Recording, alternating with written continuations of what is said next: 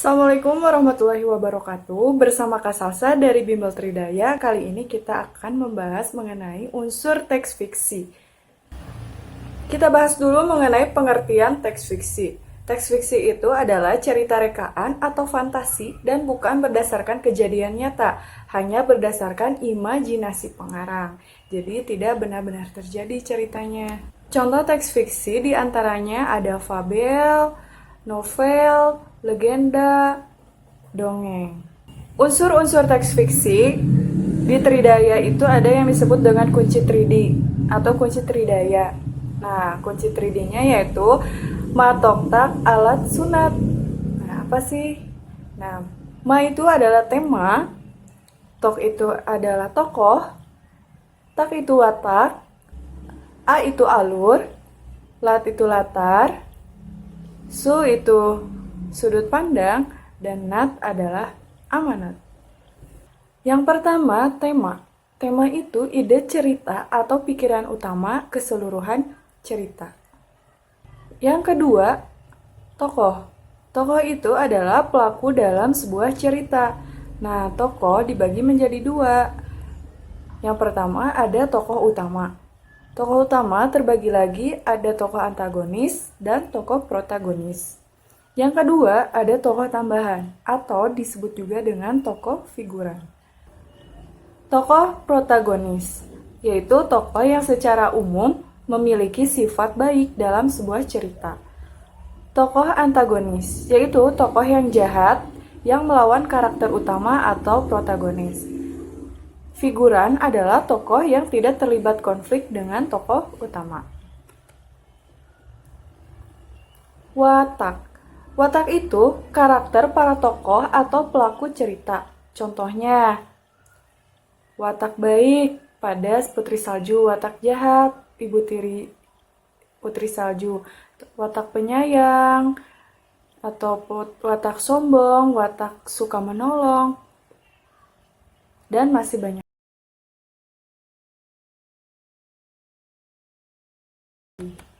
Alur adalah jalan cerita atau rentetan peristiwa yang saling berhubungan.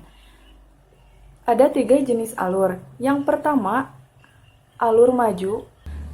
Biasanya ada pengenalan, aksi memuncak, ada klimaks atau puncak konflik, kemudian konflik mereda, dan penutup. Yang kedua ada alur mundur atau kilas balik. Tahapnya akhir dulu, kemudian awal. 3 ada alur campuran. Ini merupakan perpaduan antara alur maju dan alur mundur. Latar. Latar itu adalah keterangan dari sebuah cerita. Nah, jenis-jenis latar yang pertama ada latar tempat. Latar tempat adalah keterangan lokasi di mana terjadinya peristiwa dalam cerita. Yang kedua, latar waktu adalah keterangan mengenai kapan waktu terjadinya peristiwa dalam cerita. Yang ketiga ada latar suasana, yaitu gambaran keadaan yang diceritakan pada sebuah cerita. Keempat ada latar sosial, yaitu menggambarkan keadaan sosial masyarakat dalam cerita. Unsur selanjutnya ada sudut pandang, yaitu cara pengarang menempatkan dirinya terhadap cerita. Sudut pandang terbagi menjadi 3. Yang pertama ada sudut orang pertama. Biasanya tokoh utamanya ditandai dengan kata saya. Nah, ikut berperan atau ada di dalam sebuah cerita itu. Yang kedua ada sudut pandang orang kedua. Ditandai dengan tokoh utamanya menggunakan kata kamu. Nah, biasanya ini jarang digunakan dalam sebuah karya fiksi. Yang ketiga ada sudut pandang orang ketiga. Cirinya ada kata dia. Amanat adalah pesan yang terkandung di dalam sebuah cerita. Nah, contoh teks fiksi mengenai kisah anak gembala yang nakal. Kisah anak gembala yang nakal. Di sebuah desa ada seorang anak gembala yang mendapatkan tugas dari seorang saudagar kaya untuk menggembalakan domba-dombanya.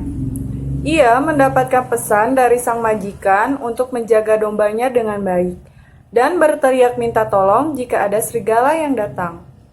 Ketika menggembala di padang rumput, anak tersebut merasa bosan. Ia pun berbuat jahil dengan berteriak minta tolong, padahal tidak ada serigala yang mendatanginya. Mendengar suara teriakan anak gembala, para warga pun berdatangan, hendak menolong, tapi bukan serigala yang ditemukan, malah anak gembala yang tertawa terbahak-bahak karena berhasil menipu warga desa. Kenakalan anak gembala tersebut pun dilakukan beberapa kali. Dan setiap kali warga mendatangi teriakan anak gembala, lagi-lagi si anak gembala hanya tertawa saja. Sampai pada suatu hari benar-benar datang segerombolan serigala hendak memangsa domba yang digembalakan. Karena panik, si anak gembala pun berteriak minta tolong. Tapi tidak ada warga yang mau menolongnya, karena mereka menduga si anak hanya bermain-main saja. Alhasil, semua domba berhasil dimangsa oleh kawanan serigala, dan si anak gembala pun dimarahi oleh majikannya. Pertanyaannya, berdasarkan teks kisah anak gembala yang nakal, analisislah tema, tokoh, watak, alur, latar, sudut pandang, dan amanatnya. Unsur teks fiksi pada kisah anak gembala yang nakal, unsur yang pertama adalah tema. Temanya yaitu mengenai kenakalan seorang anak gembala. Tokohnya itu ada anak gembala dan warga. Wataknya, anak gembala itu pembohong, sedangkan warga baik. Alurnya menggunakan alur maju. Latarnya itu di padang rumput. Sudut pandangnya adalah orang ketiga. Ada kata ia pada ceritanya. Kemudian amanatnya, jangan suka berbohong. Oke, cukup sampai di sini pembahasan kita. Sampai ketemu di video-video berikutnya. Wassalamualaikum warahmatullahi wabarakatuh.